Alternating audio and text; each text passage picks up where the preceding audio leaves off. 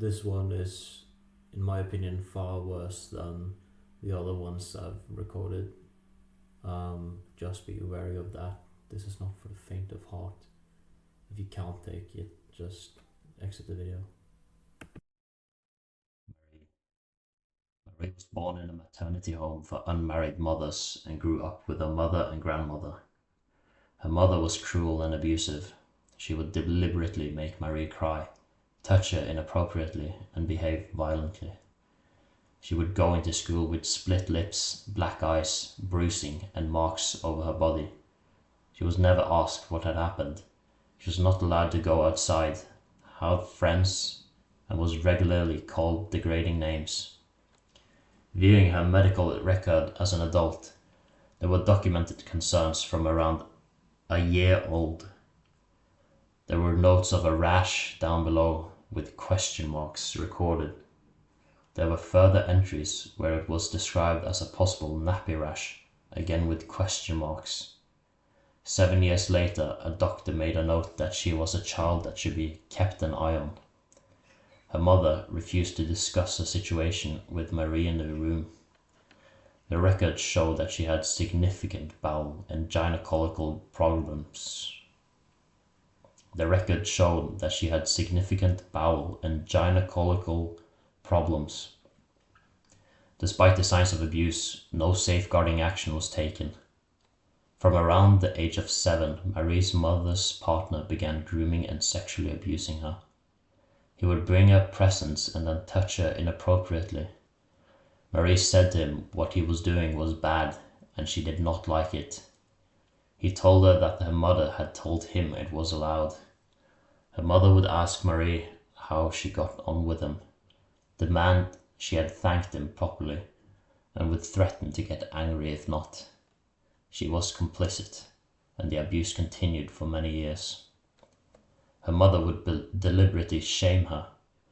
When Marie began to menstruate, she thought she was dying, but her mother told her periods were what dirty girls had. She deliberately gave her sanitary pads that would leak so she could shame and punish her. If she had a spot on her face, she would put a large blob of germaline on her face and tell her not to remove it, otherwise people would not know she was dirty.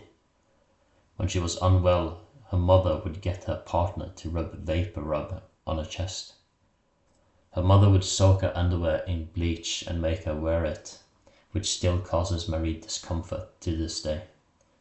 In one instance, her mother and her partner forced a bottle inside her, which was painful. Her mother would attach clothes pegs on her clitoris to see how long Marie could last. Marie's mother also groomed her for others, and she had to share a bed with her. Marie was taken to another man's house by her mother's partner, where she was raped. He began to traffic her to other perpetrators he knew through his work that operated like an organized group or gang. She became pregnant as a product of her abuse. On 2 occasions, her mother took her to a woman's house. There the woman used a knitting needle to perform the abortions. The woman's husband also raped her. She had bottle tops open up inside her vagina, then made to drink what was in the bottle when she was primary school age. There were instances where she ran into members of a grooming network who would lure her to a secluded location and rape her. The abuse she experienced included extreme sexual violence and degradation. She was raped repeatedly over the years, including anal rape. She was subjected to penetration with objects. She was urinated on. Her legs were held open. She was bitten on the back, cut on the leg, and strangled. She has lasting injuries. Marie attempted to end her own life at school by walking in front of a van. At college, she drank a bottle of vodka and took a box of tablets in an attempt to kill herself.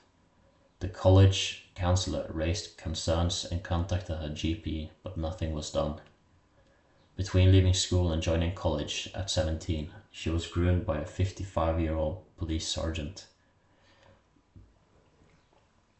He knew her background and claimed that he would catch her attacker and get justice for her. Instead, one evening, he offered to take her out of the house and raped her. He went on to rape her on another occasion.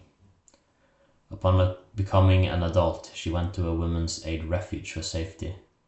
They moved her to a safe location. On one occasion, her mother and partner went to the women's aid office, but they refused to give them information and introduced additional measures to protect Marie. While in the safe house, she miscarried, a product of a mother's partner. Following this, Marie drunkenly called her mother and told her what had happened. Even after explaining who impregnated her, her mother said, "We would have loved a baby in the house."